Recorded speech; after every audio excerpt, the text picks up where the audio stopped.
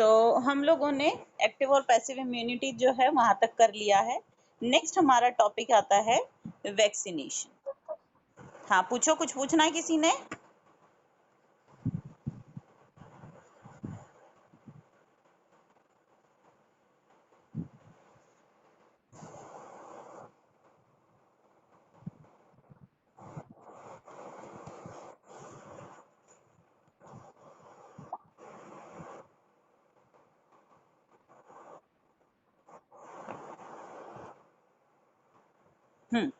Vaccination and immunisation.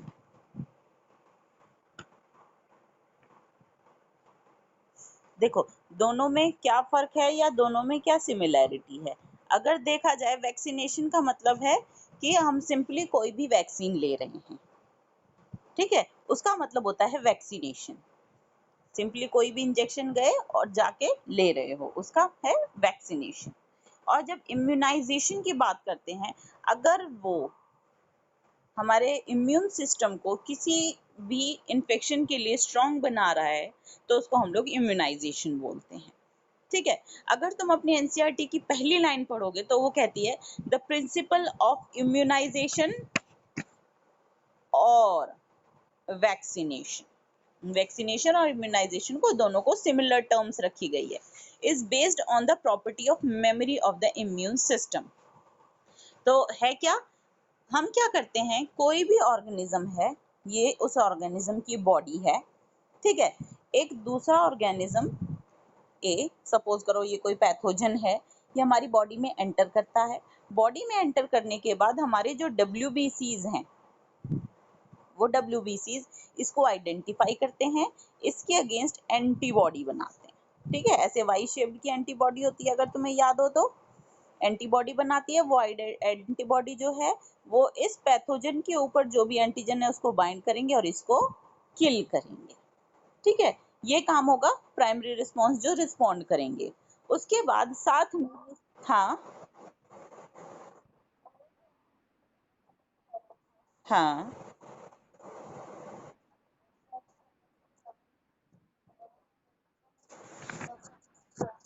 हाँ, pathogen specific है। इसका मतलब है इनेट जो है, देखो, जैसे तुम्हारी नाक में कुछ भी चला जाता है, फॉर सपोज एक धूल या मिट्टी का कण जाता है, तो भी तुम्हारा सिमिलर रिस्पॉन्स होता है, स्नीजिंग, है ना। वो पैथोजन स्पेसिफिक नहीं है, बाहर से कुछ भी जाएगा, इनेट इम्यूनिटी जो है वो सिमिलरली रिस्पॉन्ड करती है। जबकि एक्वायर्ड इम्यूनिटी जो है वो पैथोजन स्पेसिफिक है। जैसे साल्मोनेला है, ठीक है, साल्मोनेला एक बार तुम्हारी बॉडी में एंटर कर गया, तुम्हारी बॉडी उसको पहचानेगी वो कौन है, उसके लिए स्पेसिफिक रिस्पॉन्स देगी और फिर उसको खत्म करेगी। ठीक है, नेक्स्ट टाइम अगर साल्मोनेला की जगह न्यूमोनिया का आ जाता है तो उसके लिए सिमिलर रिस्पॉन्स नहीं देगी हमारी बॉडी, वो डिफरेंट रिस्पॉन्स देगी, फिर उसको पहचानेगी। ठीक है, तो इसीलिए ये पैथोजन स्पेसिफिक बोली जाती है। ठीक है, हाँ। जबकि इनेट में क्या है, कोई भी बाहर से चले जाओ, कॉमन रिस्पॉन्स होता है कि बाहर से कुछ भी चला गया स्टमक के अंदर तो उसने एसिड ज्यादा ज्यादा कर देना है, सेक्रीट करना, ताकि वो कोई भी बैक्टीरिया हो या कुछ भी नॉन लिविंग भी चीज हो वो मर जाए, खत्म हो जाए। ठीक है, एसिड में किसी भी चीज को डाल देते हैं तो खराब हो जाती है ना, गल जाती है, खत्म हो जाती है। तो बस हमारी बॉडी का सिमिलर होता है कि बाहर से कुछ भी आ रहा है, एक ही जैसा रिस्पॉन्स है, तो वो इनेट इम्यूनिटी है। ग्राफ्ट का मतलब होता है किसी चीज को ट्रांसप्लांट करना। ठीक है, बाहर से तुमने एक ऑर्गन लिया और उसको बॉडी में ट्रांसप्लांट कर दिया, तो वो जो ऑर्गन है उसको हम ग्राफ्ट कहेंगे। ठीक है, जब क्लास 10 में जो तुम लोगों ने प्लांट्स में ग्राफ्टिंग पढ़ी हो, एक प्लांट के ऊपर दूसरे प्लांट का हिस्सा ग्राफ्टिंग कर देते हैं, बिल्कुल वैसे ही हमारी बॉडी में एक ऑर्गन जो है वो किसी और का लाके ग्राफ्टिंग कर दें, ट्रांसप्लांट कर दें। ठीक है, तो वापस आते हैं हमारे WBC जिसको पहचानेंगे। उस टाइम मारने के बाद एक और खास चीज होती है हमारी स्पेशल, जो है मेमोरी। ये मेमोरी क्या है कि हमारी बॉडी कुछ मेमोरी सेल्स बना के छोड़ देती है, ताकि नेक्स्ट टाइम जब भी ए आएगा हमारे WBCs को इसको दोबारा से पहचानने की जरूरत नहीं पड़ेगी। हमारे पास मेमोरी सेल है जो बताएंगे अरे हमें तो इसके खिलाफ ये वाली एंटीबॉडी बनानी है, फटाफट से वो बनाई और इसको किल कर दिया। ठीक है, तो इसीलिए जब सेकंड टाइम कोई भी ऑर्गेनिज्म एंटर करता है तो उस टाइम पे जो रिस्पॉन्स है वो हाई होता है, जबकि प्राइमरी जो रिस्पॉन्स है पहली बार जब उसको फेस करता है, एनकाउंटर करता है, उस टाइम पे हमारी बॉडी धीरे धीरे उसको रिस्पॉन्ड करती है। तो जो वैक्सीनेशन या इम्यूनाइजेशन है वो हमारी बॉडी का यही वाला जो फीचर है, मेमोरी है, इस चीज को यूटिलाइज करती है। अब कैसे यूटिलाइज किया? कोई भी जो साइंटिस्ट थे उन्होंने क्या किया, एक ए है, ये पैथोजन है, ठीक है, इस पैथोजन के ऊपर बहुत सारे एंटीजन होते हैं। ठीक, यही एंटीजन है। एंटीजन्स क्या होते हैं? कुछ प्रोटीन्स होते हैं, प्रोटीन्स हो सकते हैं, शुगर हो सकते हैं। ऐसे मान लो कि तुम्हारी एक बॉल है और बॉल के ऊपर बहुत सारी पिन्स लगी हुई हैं, ठीक है, वो जो पिन्स है उनको हम लोग एंटीजन बोलते हैं। अलग अलग कलर की हो सकती हैं, अलग अलग शेप की हो सकती हैं, उसको ये हमारी जो बॉडी है वो आइडेंटिफाई करती है। साइंटिस्ट क्या करते हैं, ये जो ए है इसमें से जो डिजीज कॉजिंग एंटीजन है, जिसकी वजह से डिजीज कॉज हो रही है, उसको हटा देते हैं इसमें से, ठीक है, या फिर उसको इतना कम कर देते हैं कि वो बहुत ज्यादा बीमारी हमारी बॉडी के अंदर कॉज ना कर पाए। ठीक, अब क्या हुआ, जो साइंटिस्ट है इन्होंने इसको क्या किया, वीक कर दिया। Now this is weekend pathogen, weekend या फिर इनएक्टिवेटेड। अगर ये पूरी तरीके से बीमारी करने वाला इसका जो फीचर है उसको खत्म कर पाए तो वो इनएक्टिवेटेड हो गया, और अगर उसको थोड़ा कम कर पाए तो वो वीकेंड हो गया। ठीक है, या तो हम लोग वीक पैथोजन लेंगे या हम इनएक्टिवेटेड पैथोजन लेंगे। अब इस पैथोजन को हम क्या करते हैं, इस बॉडी के अंदर खुद डाल देते हैं। नॉर्मली तो क्या होगा, इन्फेक्शन, हम जब भी गंदा खाना खाएंगे, गंदा पानी पिएंगे या कोई मच्छर हमें काट लेगा, तब इस तरीके की चीजों से वो पैथोजन हमारे अंदर एंटर करना चाहिए था। लेकिन मैं चाहती हूँ कि उसके असली वाले के एंटर करने से पहले मेरी बॉडी जो है उसके लिए प्रिपेयर हो जाए। तो मैंने क्या किया, वीक वाला या इनएक्टिव वाला जो पैथोजन था वो अपनी बॉडी के अंदर इंसर्ट कर दिया। इससे क्या होगा, मैंने इसके सारे एंटीजेंस तो नहीं उड़ाए, कुछ ही थे जिनको ऑल्टर कर दिया। बाकी के तो जो एंटीजन है वो ऐसे के ऐसे हैं, तो मेरी बॉडी क्या करेगी, इसके खिलाफ एंटीबॉडीज प्रोड्यूस करना स्टार्ट कर देगी। ठीक, एंटीबॉडीज बनाएगी, साथ में मेमोरी सेल्स भी बनाएगी, दोनों चीज बनाएगी। अब क्योंकि ये वीक वाला है, कमजोर वाला है, तो इसको मेरी बॉडी आसानी से तभी तुरंत किल कर देगी। ये किल कर दिया, चलो साथ में मुझे फायदा क्या हो गया, मेरे जो मेमोरी सेल्स बन गए, कभी भी नेक्स्ट टाइम गंदा खाना खाने से, पानी पीने से या किसी और मोड ऑफ ट्रांसमिशन से अगर ये ए मेरे अंदर एंटर करता है तो मेरी बॉडी प्रिपेयर्ड है कि ये लो फटाफट से बनाई इसके खिलाफ एंटीबॉडी और इसको किल कर दिया। ठीक है, तो इस तरीके से वैक्सीनेशन या इम्यूनाइजेशन जो है वो काम करता है। अब वैक्सीनेशन जो इम्यूनाइजेशन है वो दो तरीके का हो सकता है, एक होता है एक्टिव और दूसरा होता है पैसिव। एक्टिव इम्यूनिटी और पैसिव इम्यूनिटी, या एक्टिव इम्यूनाइजेशन और पैसिव इम्यूनाइजेशन। एक्टिव इम्यूनाइजेशन कहाँ है, जब हमारी बॉडी एक्टिवली एक्टिव होती है या रिस्पॉन्ड करती है, इन्वॉल्व होती है। ठीक है, कि मेरी बॉडी है, उसमें पहले पैथोजन डालो वीक वाला, मेरी बॉडी रिस्पॉन्ड करेगी, फिर मेमोरी जनरेट करेगी, ठीक है, ताकि अगली बार जब भी कोई आगे एंटर करेगा तो वो इसको किल कर देगी। ठीक है, तो इस चीज को कहेंगे हम एक्टिव इम्यूनाइजेशन। ठीक, पैसिव इम्यूनाइजेशन क्या है, अगर सपोज करो कि एकदम से मेरे पास इतना टाइम नहीं है, या जो भी पैथोजन है वो इतना ज्यादा खतरनाक है, एक बार एंटर कर गया बॉडी में, ठीक है, मेरी बॉडी उसके लिए प्रिपेयर्ड नहीं थी, और वो जो पैथोजन था वो बॉडी के अंदर एंटर कर गया। एंटर करने के बाद क्या होगा, विद इन कुछ आवर्स ये मेरी बॉडी को किल करने की कैपेबिलिटी रखता है। तो मुझे क्या करना पड़ेगा, मुझे तुरंत से तुरंत इसके खिलाफ एंटीबॉडीज जो हैं वो बॉडी में चाहिए, क्योंकि अगर मैं इस चीज का वेट करूंगी कि मेरी बॉडी एंटीबॉडीज बनाए तो तब तक बहुत देर हो चुकी होगी। इसीलिए मैं क्या करूँगी, मैं रेडीमेड एंटीबॉडीज जो हैं वो बॉडी के अंदर डाल दूँगी।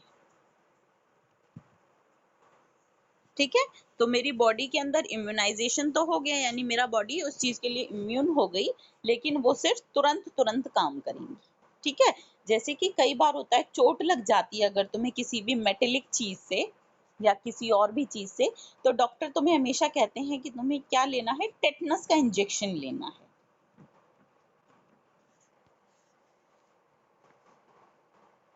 क्या मेरी वॉइस क्लियर नहीं आ रही सभी को? आ रही है तो संध्या बेटा ये प्रॉब्लम तुम्हारा अकेले का है, प्लीज सॉल्व कहीं इधर उधर जाओ, नेटवर्क की रेंज में आ जाओ। तो ये जो रेडीमेड एंटीबॉडीज हैं, ये किस चीज में काम करती हैं, जब एकदम तुरंत से अफेक्ट करना होता है किसी चीज को, एकदम से हमें फटाफट से तभी के तभी अगर रिलीफ चाहिए, तब हम लोग पैसिव इम्यूनाइजेशन करते हैं, जब हमारे पास टाइम नहीं होता कि एक्टिव इम्यूनाइजेशन को हम लोग प्रोसीड कर सकें। ठीक है, जब हम डायरेक्टली प्रीपेयर्ड एंटीबॉडीज या रेडीमेड एंटीबॉडीज को बॉडी के अंदर डाल देते हैं।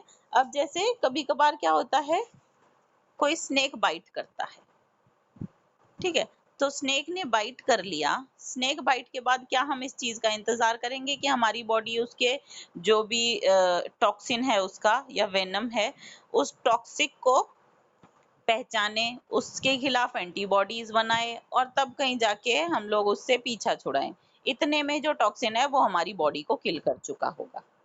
तो इस केस में भी हमें क्या है, तुरंत एंटी टॉक्सिन देना पड़ेगा। जैसे ही सांप ने हमें काटा, स्नेक ने बाइट किया, तुरंत एंटी टॉक्सिन देना पड़ेगा। ठीक है, तो इस तरीके की जो इम्यूनाइजेशन है, ये सब पैसिव इम्यूनाइजेशन आती है। तो पैसिव क्या है, जब हम रेडीमेड काम चला रहे हैं कि रेडीमेड एंटीबॉडीज ली और उठा के बॉडी में इंजेक्ट कर दी, तो उसको पैसिव इम्यूनाइजेशन कहते हैं। पैसिव इम्यूनाइजेशन के लिए जो एंटीबॉडीज वगैरह बनती हैं, उन सब के लिए रिकॉम्बिनेंट डीएनए टेक्नोलॉजी नाम की टेक्नोलॉजी होती है, जो कि हम चैप्टर 11-12 में पढ़ेंगे, तो इसीलिए यहाँ पे तुम लोगों को बहुत ज़्यादा समझने की ज़रूरत नहीं है। बस इतना समझ लो, रिकॉम्बिनेंट डीएनए टेक्नोलॉजी की वजह से हम लोग डिफरेंट वैक्सीन जो बना पाते हैं इतने सारे, वो सब डीएनए टेक्नोलॉजी की वजह से ही बना पाते हैं। रिकॉम्बिनेंट, रिकॉम्बिनेंट का मतलब है दो डिफरेंट डिफरेंट डीएनए को आपस में कंबाइन करते हैं और फिर उससे अपना डीएनए बनवाते हैं और उससे अपना मर्जी का प्रोटीन बनवाते हैं। ये एक बेसिक प्रिंसिपल है। ठीक है, रिकॉम्बिनेंट डीएनए टेक्नोलॉजी का। आज की क्लास थोड़ी लंबी होगी, जब ये मीटिंग खत्म हो जाएगी उसके बाद दोबारा से ज्वाइन करना है, मैं दोबारा से स्टार्ट करूंगी। ठीक है, सभी के लिए, क्योंकि कल मैं क्लास नहीं कर पाऊंगी, कल मैं स्कूल जाऊंगी। हाँ जी, बताओ।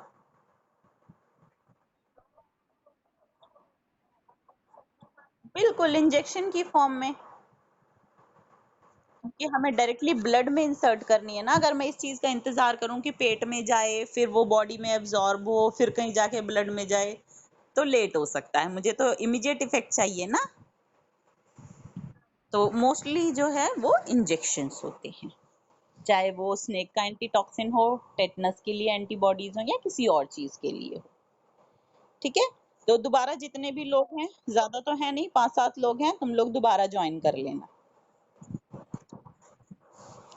क्योंकि कल नहीं लूंगी और कल के बाद फिर मैं सैटरडे भी नहीं लूंगी। 1 बजे मेरी छुट्टी होगी, 2 बजे मैं घर आऊंगी, तो 2 बजे मैं आते ही नहीं पढ़ा सकती।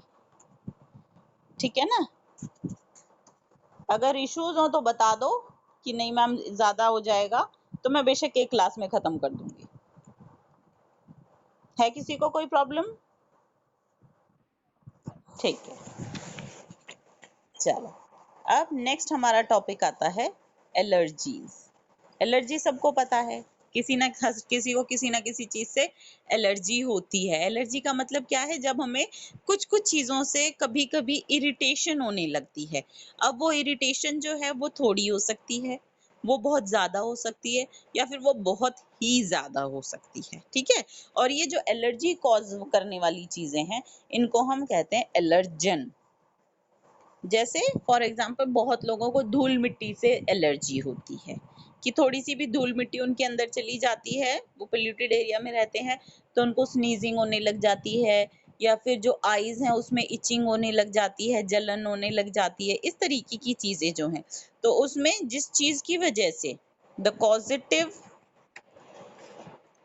क्या बोलते हैं, कॉजिटिव ऑर्गेनिज्म नहीं, कॉजिटिव या cause of allergy is called allergen, या कॉजिटिव सब्सटेंस बोल सकते हैं। ठीक है, अब ये कॉजिटिव सब्सटेंस लिविंग चीजें हो सकती हैं, जैसे पोलन ग्रेन्स हो सकती हैं, कुछ लोगों को माइट्स, ये जो खटमल होते हैं, इनसे एलर्जीज हो सकती हैं। ठीक है, या फिर नॉन लिविंग चीजें हो सकती हैं, जैसे कि डस्ट से हो सकती है, किसी को डिओड्रेंट से हो सकती है, किसी को पाउडर से हो सकती है। ठीक है, तो उस केस में सभी जो हैं वो एलर्जेन हैं। एलर्जीज क्यों होती हैं? एक्चुअली क्या होता है, हमारी बॉडी जो है बाहर से जब भी हमारे अंदर, चाहे वो सेंसेस आईज के थ्रू जाए, नोज के थ्रू जाए, हमारी माउथ टंग जो है, जितने भी हमारी सेंसेस हैं, उन सेंसेस के थ्रू जब डिफरेंट केमिकल्स या कोई भी सब्सटेंस हमारी बॉडी के अंदर एंटर करता है, तो हमारी बॉडी रिस्पॉन्ड करती है। ठीक है, कुछ केसेस में, कुछ ऑर्गेनिजम्स में या कुछ लोगों में क्या होता है, ये जो रिस्पॉन्स होता है ये एग्जेजरेटेड होता है। एग्जेजरेटेड का मतलब होता है बहुत ही ज्यादा होना, जो रिस्पॉन्स है वो बहुत ही ज्यादा हो जाता है, तब जो है उसे हम एलर्जी बोलते हैं। तो exaggerated response of immune system, हमारा जो इम्यून सिस्टम है वो जब बहुत ही ज्यादा रिस्पॉन्ड करता है, इम्यून सिस्टम का एग्जेजरेटेड रिस्पॉन्स, इसको हम लोग कहते हैं एलर्जी। ठीक है, एलर्जी होती किसकी वजह से? एलर्जिन की वजह से होती है। अब एक्चुअल में इसका कॉज जब हम बॉडी के अंदर देखेंगे तो क्या होता है, ये कुछ एंटीबॉडीज प्रोड्यूस होती हैं। ए बी स्मॉल में यूज करूंगी मैं एंटीबॉडीज के लिए। ठीक है, The antibodies produced to these are of IgE type। अगर तुम्हें याद हो तो मैंने एंटीबॉडीज कुछ टाइप्स की बताई थी, IgA, IgM, IgE, ये डिफरेंट टाइप के इम्यूनोग्लोब्युलिन्स हैं। ठीक है, तो जो एलर्जी है उस केस में इम्यूनोग्लोबिन ई जो है वो प्रोड्यूस होता है। ठीक है, जब ये ज्यादा प्रोड्यूस होते हैं तो हमें एलर्जी आती है। एलर्जीज के सिम्टम्स क्या क्या हो सकते हैं? जनरली जो नॉर्मली है सिम्टम्स, देखो सब में अलग अलग हो सकते हैं। एक ही एलर्जन के लिए दो अलग लोगों में अलग अलग सिम्टम्स हो सकते हैं। हो सकता है किसी को धूल मिट्टी से खांसी आती हो, किसी को छींक आ जाती हो, या किसी की आंखों में पानी आ जाता हो। ठीक है, बट ये नॉर्मल चीजें हैं जो सिम्टम्स हैं। कॉमनली स्नीजिंग होता है, लोगों को अक्सर छींक आ जाती है, स्नीजिंग, कफिंग, कफिंग हो जाता है, रनिंग नोज हो जाती है, नाक बहने लग जाती है बहुत से लोगों को। उसके अलावा वाटरी आईज हो जाती है, आंखों से पानी का बहना। ठीक है, आईज में इचिंग हो सकती है, बर्निंग सेंसेशन हो सकती है, या फिर डिफिकल्टी इन ब्रीदिंग, सांस लेने में डिफिकल्टी भी हो सकती है। ठीक है, ये माइन्यूट लेवल पे भी हो सकते हैं और बहुत बड़े लेवल पे भी हो सकते हैं, और बहुत ज्यादा हो जाते हैं तब लोगों को जो है वो मेडिकल ट्रीटमेंट लेने की जरूरत पड़ जाती है। जनरली हमारी बॉडी में कुछ केमिकल्स रिलीज होते हैं जिनको हम कहते हैं हिस्टामिन और सेरोटोनिन। जब इनके लेवल्स बढ़ जाते हैं तब हमें एलर्जिक रिस्पॉन्सेज देखने को मिलते हैं। ठीक है, और ये कौन सेल्स कौन रिलीज करता है? ये हमारी बॉडी में मास्ट सेल्स होते हैं। मास्ट सेल्स अगर तुम्हें याद हो तो ये हमारे इम्यून सिस्टम के, हाँ, किसी ने कुछ पूछना है? मास्ट सेल जो हैं वो हमारी बॉडी के इन्नेट इम्यूनिटी के कुछ सेल्स हैं।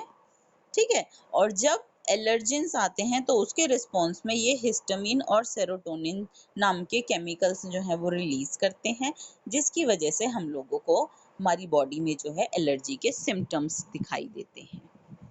अगर एलर्जीज को क्योर करना है तो उसके लिए नॉर्मली पहली चीज होती है अवॉइड द एलर्जन। ठीक है, कि एलर्जन जो भी है उसको अपने एनवायरनमेंट में से हटा दो। अदरवाइज अगर तुम ट्रीटमेंट लेते हो तो यूज ऑफ मेडिसिन्स या ड्रग्स, जिससे कि एंटी हिस्टामिन, क्योंकि हिस्टामिन की वजह से हो रहा है तो एंटी हिस्टामिन्स दिए जाते हैं।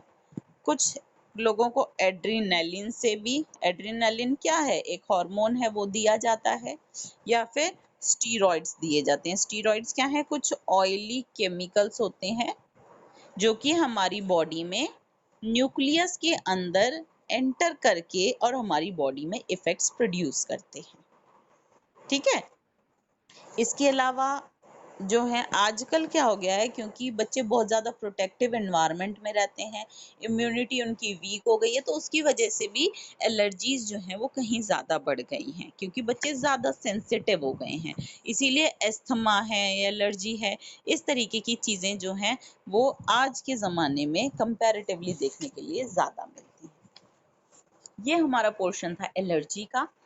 एलर्जी के बाद हम लोग आते हैं ऑटो इम्यूनिटी पे। ऑटो इम्यूनिटी छोटा सा टॉपिक है, लेकिन अच्छे से समझोगे तो ठीक है। ऑटो इम्यूनिटी क्या है, कई बार हमारी बॉडी जो है वो क्या करती है, अपने आप को आइडेंटिफाई करना बंद कर देती है। इसका मतलब क्या है कि ये मेरी बॉडी है, ये मेरी बॉडी का सेल है WBC, जो बीमारियों को ख़त्म करता है नॉर्मली और बाहर से आने वालों को किल करता है। ये क्या करता है, अपने ही सेल को आइडेंटिफाई करना बंद कर देता है और इसको किल करना शुरू कर देता है। ठीक है, इनको हम कहते हैं ऑटो इम्यून डिजीज। ऑटो मतलब सेल्फ, इम्यून डिजीज, अपने ही इम्यून सिस्टम में जब डिजीज हो जाए तो उसको ऑटो इम्यून डिजीज कहते हैं। ऑटो इम्यून डिजीज क्या है, the type of disease due to genetic या फिर किसी अननोन रीजंस की वजह से होती है, when the body attacks self cells. ठीक है, अपनी बॉडी जो है अपने ही सेल्स को अटैक करना शुरू कर देती है, तो उसको हम लोग ऑटो इम्यून डिजीज कहते हैं। ऑटो इम्यून डिजीज जो है, कैंसर जो है वो भी एक तरीके का ऑटो इम्यून डिजीजेस में आता है, क्योंकि उसमें भी हमारे अपने ही सेल्स होते हैं। वरना मेरे ख्याल से इसके एक दो एग्जाम्पल तो और दे रखे थे। हाँ, रूमेटॉइड आर्थराइटिस एग्जाम्पल है। ऑटो इम्यून डिजीज के बारे में तुम लोगों को उसकी डेफिनेशन याद रखनी है। रूमेटॉइड आर्थराइटिस ये एक तरीके का आर्थराइटिस है, और आर्थराइटिस सबको पता है कि जॉइंट्स से रिलेटेड, अगर जॉइंट्स में पेन होता है, वो खत्म होने लगते हैं धीरे धीरे, उनके बीच का जो भी ग्रीसिंग मटेरियल है वो खत्म होने लगता है, तो उसको अर्थराइटिस कहा जाता है। और अर्थराइटिस का एक टाइप है रूमेटॉइड अर्थराइटिस, जिसमें अपना हमारी ही बॉडी जो है वो जॉइंट्स को खत्म करने लग जाती है, तो वो रूमेटॉइड अर्थराइटिस है, जो कि एक ऑटो इम्यून डिजीज है। इसके बाद हम अपनी बॉडी के इम्यून सिस्टम के बारे में पढ़ेंगे कि हमारी बॉडी में इम्यून सिस्टम एक्चुअली क्या कहाँ है। देखा जाए तो कहाँ है, पूरी बॉडी ऐसे बनी हुई है, ये लो एक आदमी सर बनाया, नेक बनाया, ये एब्डोमिनल रीजन बनाया, ये दो पैर भी बना दिए, हाथ बना दिए। ठीक है, थोड़ा अजीब सा आदमी है, पर ठीक है, बॉडी तो ऐसी होती है। तो इसमें यहाँ यहाँ यहाँ यहाँ कहाँ है मेरा इम्यून सिस्टम, एक्चुअली कहाँ है। हमारा इम्यून सिस्टम पूरी बॉडी के अंदर ब्रांचेस की तरह फैला हुआ है। ठीक है, जैसे हमारा सर्कुलेटरी सिस्टम, सर्कुलेटरी सिस्टम होता है ना, सारे में फैला हुआ होता है थ्रू वेसल्स, और वो वेसल्स कौन है, वो वेसल्स होती हैं हमारी आर्टरीज, वेन्स, कैपिलरीज, इनके अंदर फ्लो करता है ना। उसी तरीके से हमारा जो इम्यून सिस्टम है उसके लिए हमारी बॉडी के अंदर होते हैं लिम्फॉइड ऑर्गन्स और लिम्फेटिक वेसल्स। लिम्फॉइड ऑर्गन्स यानी जो हमारा लिम्फ है, लिम्फ पढ़ा है क्लास 11 में सबने, इसके अंदर WBCs लिम्फ फ्लो करता है, और लिम्फ जो है, लिम्फ के अंदर WBCs प्रेजेंट होती हैं। ठीक है, या बाकी के जो हमारे इम्यून सिस्टम के सेल्स हैं वो सब प्रेजेंट होते हैं। तो lymphoid organs plus lymphatic vessels, ये दोनों चीजें हैं जिनके अंदर जो इम्यून सिस्टम है वो काम करता है। तो पहले हम देखेंगे लिम्फोइड ऑर्गन्स को कि लिम्फोइड ऑर्गन्स हमारे पास कौन कौन से हैं। सबसे पहले तो हमारे पास दो तरीके के लिम्फोइड ऑर्गन्स होते हैं, एक होते हैं प्राइमरी और एक होते हैं सेकेंडरी। प्राइमरी लिम्फोइड ऑर्गन्स जो हैं ये हैं हमारे पास बोन और थाइमस। क्यों बोला जाता है? क्योंकि यहाँ पे जो ऑर्गन्स हैं वो ओरिजिनेट करते हैं और मैच्योर करते हैं। ठीक है, मैच्योरेशन के बाद जैसे बोन है, इसमें तो सारे ही टाइप के सेल्स जो हैं वो बनते हैं, ठीक। और थाइमस जो है, इसमें जो टी सेल्स हैं वो जाके मैच्योर होते हैं। तो प्राइमरी लिम्फोइड ऑर्गन्स कौन से हुए? जहाँ पे ओरिजिन होता है हमारे इम्यून सेल्स का या फिर मैच्योरेशन होता है। ठीक है, ओरिजिन एंड और या तो ओरिजिन होता है या फिर मैच्योरेशन होता है या फिर दोनों चीजें हो सकती हैं। तो ओरिजिन और मैच्योरेशन जहां हमारे इम्यून सेल्स का यानी लिम्फोसाइट्स का होता है उनको हम कहते हैं प्राइमरी लिम्फोइड ऑर्गन्स। ठीक है, जबकि मैच्योरेशन के बाद जहां भी मूव कर जाते हैं, move to organs after maturation, जिन ऑर्गन्स में मैच्योरेशन के बाद हमारे लिम्फोसाइट्स मूव कर जाते हैं उनको हम सेकेंडरी लिम्फोइड ऑर्गन्स कहते हैं। ठीक है, प्राइमरी हमारे लिम्फोइड ऑर्गन्स दो ही हैं, बोन और थाइमस, ध्यान रखना। जबकि सेकेंडरी में हमारे बहुत सारे आ जाते हैं, जैसे कि spleen, lymph nodes. Lymph nodes क्या हैं? जो लिम्फेटिक वेसल्स हैं उन्हीं के बीच बीच में गांठे गांठे सी बनी होती हैं। जैसे टॉन्सिल्स तुम लोग देखते हो, कई बार क्या होता है गले में इन्फेक्शन यहाँ जो है हो जाता है, तो जो टॉन्सिल्स हैं वो मोटे मोटे हो जाते हैं, गांठे सी हो जाती है ना, वो इसीलिए हो जाती है क्योंकि वहाँ लिम्फ नोड्स प्रेजेंट हैं और वहां पे जैसे इन्फेक्शन हुआ तो उनमें प्रोलिफरेशन स्टार्ट हो जाता है, वहां पे नए नए सेल्स बनने स्टार्ट हो जाते हैं, लिक्विड ज्यादा इकट्ठा हो जाता है जिससे वो गांठ जैसी बन जाती है। ठीक है, एक बार बॉडी उसको जो भी बाहर से इन्फेक्शन हुआ उसको मारना शुरू कर देता है, तो धीरे धीरे जो गांठें हैं वो अपने आप कम हो जाती हैं। तो वो एक लिम्फ नोड है जो गांठें एक्चुअल में बड़ी हो जाती हैं। ठीक है, तो लिम्फ नोड्स, टॉन्सिल्स, उसके अलावा पेयर्स पैच, नाम याद रखने हैं, नाम याद रखने से ज्यादा कुछ नहीं करना इनका। ठीक है, स्मॉल इंटेस्टाइन में, अपेंडिक्स में, ये सब चीजें सेकेंडरी हमारे सेकेंडरी लिम्फोइड ऑर्गन्स हैं। ठीक है, सेकेंड प्राइमरी लिम्फोइड ऑर्गन्स का काम क्या है? वो उनका काम तो है उनकी प्रिपरेशन, यानी उनको बनाना, तैयार करना। ठीक है, उनका ओरिजिन है, उनकी मैच्योरेशन है, वो प्राइमरी वालों का काम हो गया। सेकेंडरी वालों का काम क्या है? प्रोवाइड साइट, साइट प्रोवाइड करनी है फॉर किसके लिए? इंटरेक्शन ऑफ हमारा जो इम्यून सिस्टम के सेल्स हैं, interaction of lymphocyte and antigen, जो बाहर से आ रहा है पैथोजन उसके साथ इंटरेक्ट करने के लिए जगह जो चाहिए वो ये सेकेंडरी लिम्फोइड ऑर्गन्स जो हैं वो प्रोवाइड करते हैं। क्योंकि यहाँ पे लिम्फोसाइट्स की भरमार है तो इसीलिए यहाँ पे ज्यादा तुम्हारा जो इम्यून सिस्टम है वो वर्क करता है, यहाँ पे अच्छे से रिस्पॉन्ड करता है। ठीक है, लोकेशन अगर देखोगे तो 8.5 तुम्हारा फिगर है, उसके अंदर दिखाई हुई है, बहुत ज्यादा कुछ नहीं दिखा हुआ है। लिम्फ नोड्स कहीं कहीं पे, वैसे तो तुम्हारी पूरी बॉडी में लिम्फ नोड्स होती हैं, लिम्फेटिक वेसल्स पूरी बॉडी में प्रेजेंट होती हैं। ठीक है, थाइमस है जो एक छोटा सा ऑर्गन होता है, हार्ट के पास में होता है, बैक साइड में। उसके अलावा स्प्लीन जो है वो मेरे ख्याल से इधर लिवर के आसपास होता है, स्प्लीन। बाकी के ऑर्गन्स, पेयर्स, पैचेस और स्मॉल इंटेस्टाइन, तो ये स्मॉल इंटेस्टाइन के वॉल्स के अंदर प्रेजेंट होते हैं, पैचेस में कुछ सेल्स प्रेजेंट होते हैं, इनको कहते हैं।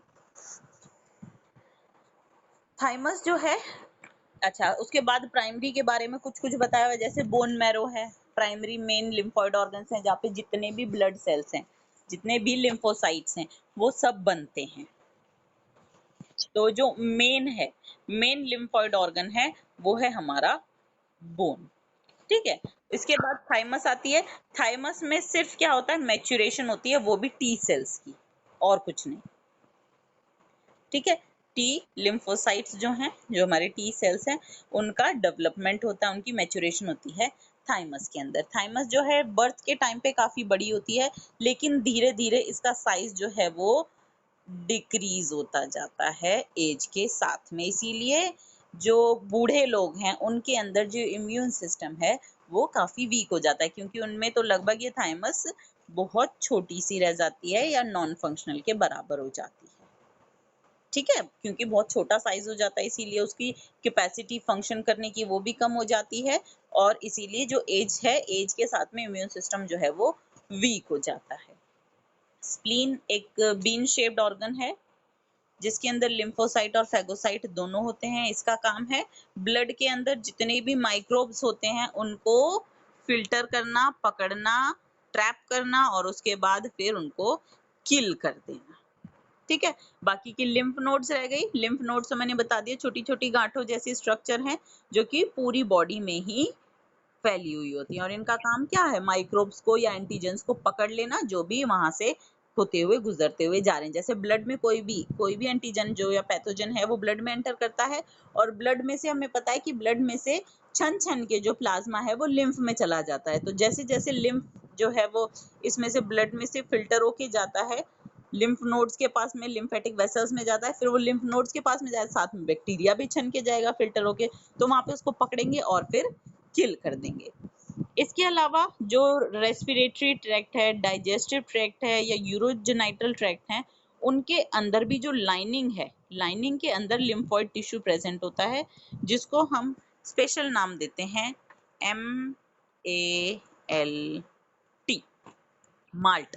Malt is mucosa associated lymphoid tissue. ठीक है, ऐसा क्यों बोल रहे हैं, क्योंकि जितने भी नाम मैंने लिए हैं उन सभी की जो लाइनिंग में वहां पे म्यूकस ग्लैंड्स प्रेजेंट होती हैं। ठीक है, यानी वहां पे म्यूकस जो है वो प्रेजेंट जरूर होती है। म्यूकोसा नाम की भी एक लेयर होती है, म्यूकोसा, सब म्यूकोसा।